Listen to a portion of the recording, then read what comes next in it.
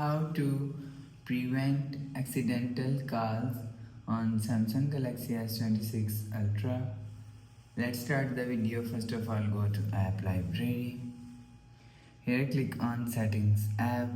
Now in Setting, scroll down and click on Display.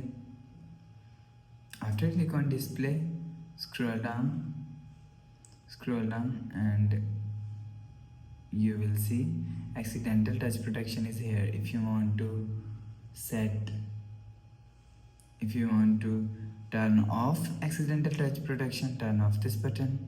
After turn off this button, you will see accidental touch protection is turned off. If you want to turn on accidental touch protection, turn on this button. After turn on this button, you will see accidental touch protection is turned on. You will turn on or turn off accidental touch protection from here. After the process, go back to home screen. So that's how you can prevent accidental calls on Samsung Galaxy S26 Ultra. If you like the video, please subscribe. Thanks for watching.